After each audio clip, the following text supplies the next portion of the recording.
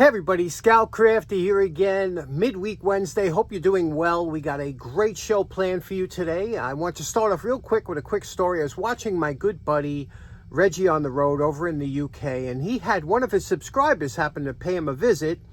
A great guy, Mr. Boom, by the name of Michael. Michael is also a subscriber to this channel, part of our group, and Michael had the most beautiful car. I want to share with you. It is a 1977 Rolls Royce. I believe it's a Silver Shadow.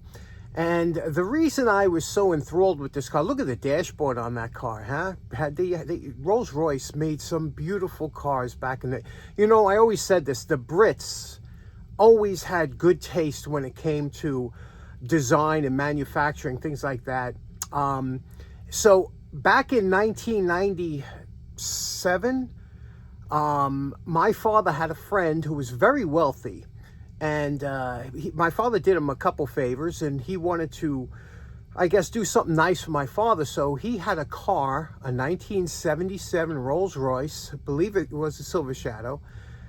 It was a beautiful car, only had 10,000 miles on it. And he wanted to sell it to my father cheap. He says, I'll give it to you for $10,000, which was well below market value. Even in 1997, it was 20 years old, but it was still a valuable car. My father came home and he says, John, I think I'm going to get that car. And I sat down with my father and I said, Dad, it's a nice car. It's a beautiful car, but you need a daily driver. You need a car, and our garage is filled with crap. You're not going to garage it. It's going to be outside. It's a Rolls Royce. You can't park it anywhere. You always have to worry about theft. And when things start to go bad, it's 20 years old. You're going to use it as a daily driver. Things are going to go wrong, and it's expensive. Rolls Royce parts. I'm not talking about tune-up parts, things like that. That's not too bad. But other parts, if you need parts, because we're in the States, I mean, they're hard enough to get over in the UK. In the States, it's very hard to get those parts, and they're expensive. So, he looked at me totally different for the first time. He says, you make a lot of sense there. And he didn't buy the car. And it was a good thing because, like I said, my father, that would have been a hard car to maintain for him. British cars here in the States were not only hard to get parts, but sometimes they were hard to work on. I know that a popular car years ago here was the Jaguar XJ6. Remember those cars? They were really good-looking car, but boy, they used to call them the mechanic's friend. If you bought one of those cars, they always had wiring problems over here in the States. I don't know if it's the same way in the UK, but a lot of people didn't touch them.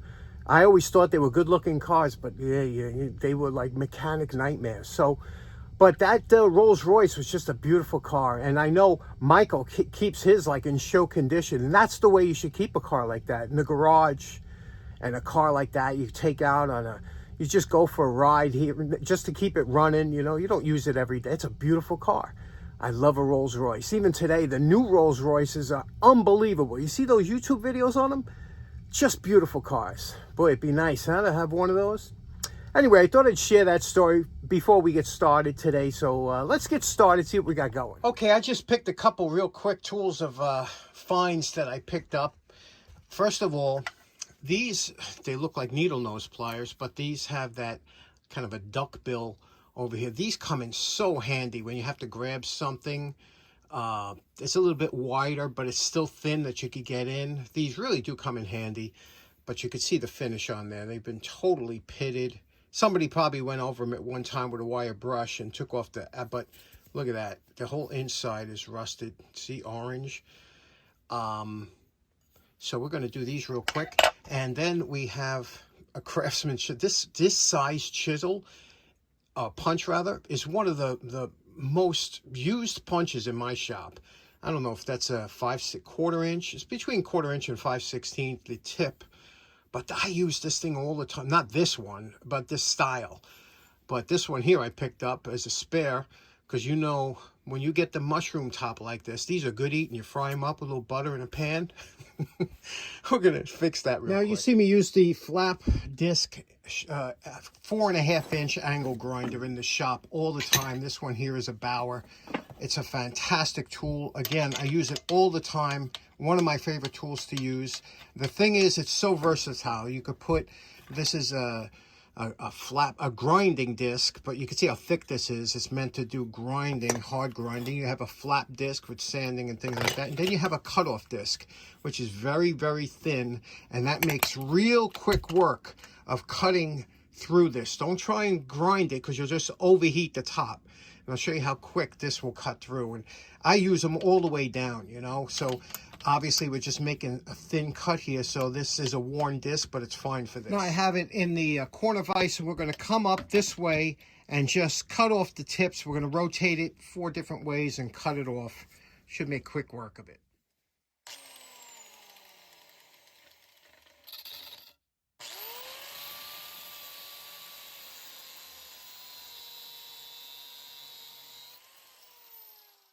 Keep dipping your ends in water to avoid temper change.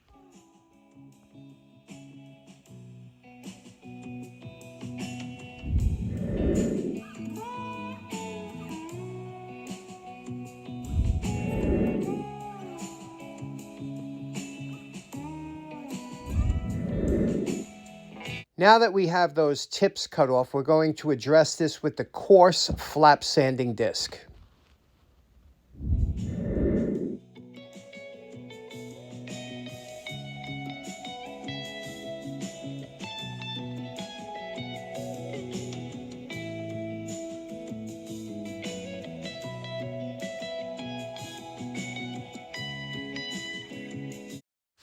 You know my favorite part. Remember what this punch looked like before we started.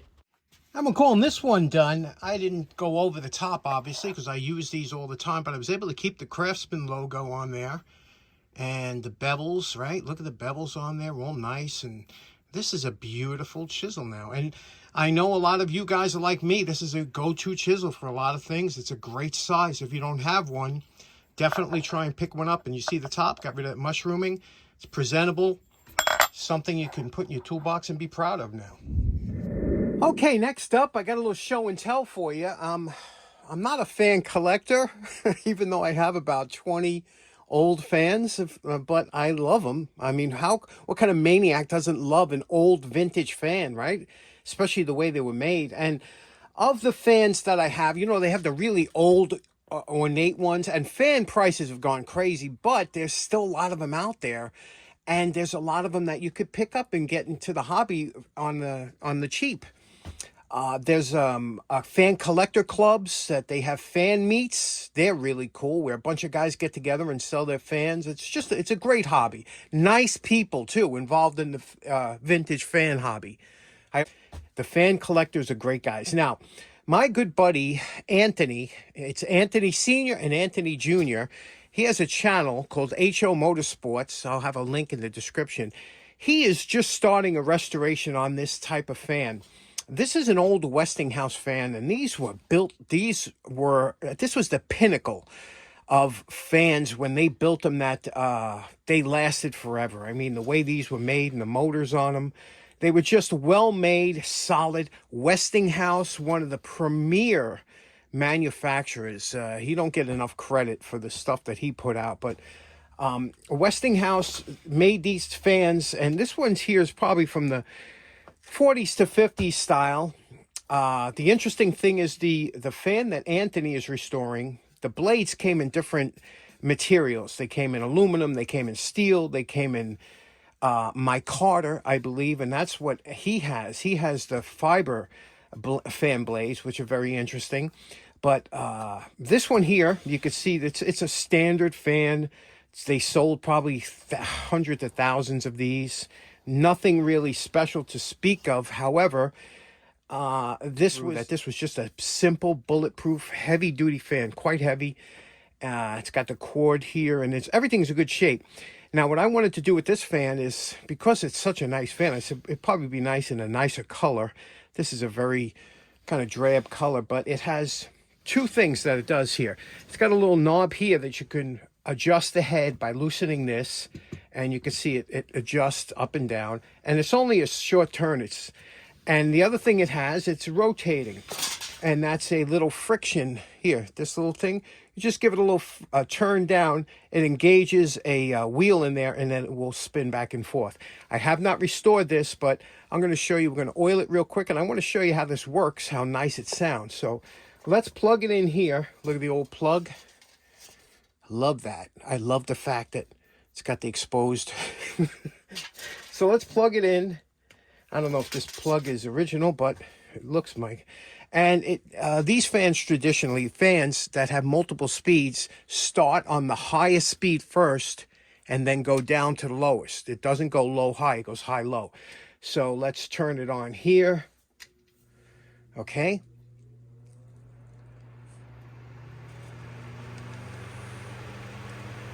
Now, this has a tremendous... Look at that. That's high. And that's low. Now I'm going to engage. Watch how easy it is to engage this. You just turn this on here. You just turn it like this. And there we go. It's got a beautiful turn, sway to it. Back and forth. Again, I haven't done anything to this fan. But just lovely, isn't it? These were... just American fans are a thing of beauty during this era. So there we go. And then you just give it a quarter turn and it's done. What do you say we oil this up? Let me show you how easy it is to oil this. Now, all electric motors do need occasional oiling, and some fans were easy to oil than others. This one here is very easy. They got a little hole up here. You see that hole? That hole goes right down to the fan bearing, and what we're going to use is a zoom spout. This is, you really need to have this if you're going to do any electric motors or anything, and this is good for all kinds of bearings and whatnot. And it's got this applicator, this tube that's actually makes it much easier to oil.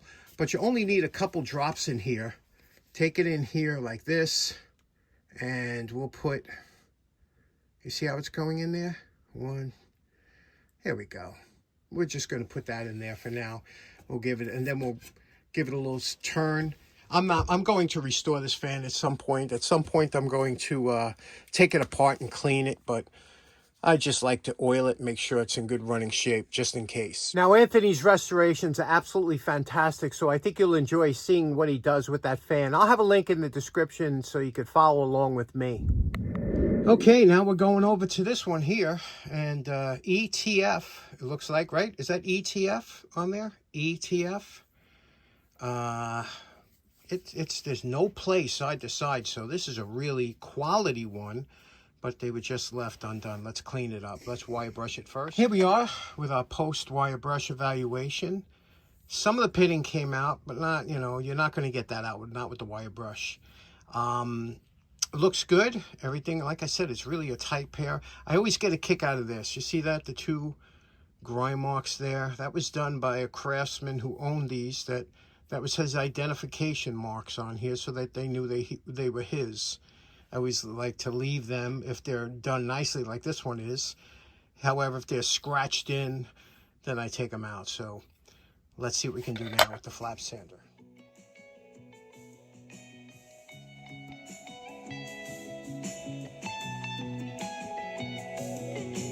Now we have to do something a little bit different on these handles because it's a different style of pliers, but you know my favorite part. Remember what they look like before we started. And we're calling this project done. Something a little different on these, and I'll tell you why I did them in this color here. This is a candy purple, as you could tell. And the reason I did them in a candy purple, the handles, is because when these are in your tool caddy and you're spinning it around, since these are a specialty plier, you want to make sure that they're marked, because I keep pulling out the wrong pliers all the time. And let's take a look at what we did here. Look, remember what the pitting is all gone. All the lettering is nice, deeply stamped, so that looks good. And again, we did all the way around. Look at that. Just absolutely beautiful, isn't it? It's a good steel. There we go. And again, like I said, these really do come in handy for trying to slip things into areas that are tight. But look at that. Do you like that? Do you like that color? Do you like that candy purple? Isn't that just, that's that, I told you, that metal cast. I think you'll enjoy it. You can make it as dark or as light as you want. But there we go. This was a fun project today. Nice pair of ETF pliers. Nice punch restored. Another great day in the shop. Okay, so in closing, another fun day in the shop. Hope you enjoyed as much as I did. I will see you again on Friday. Take care now. Bye-bye.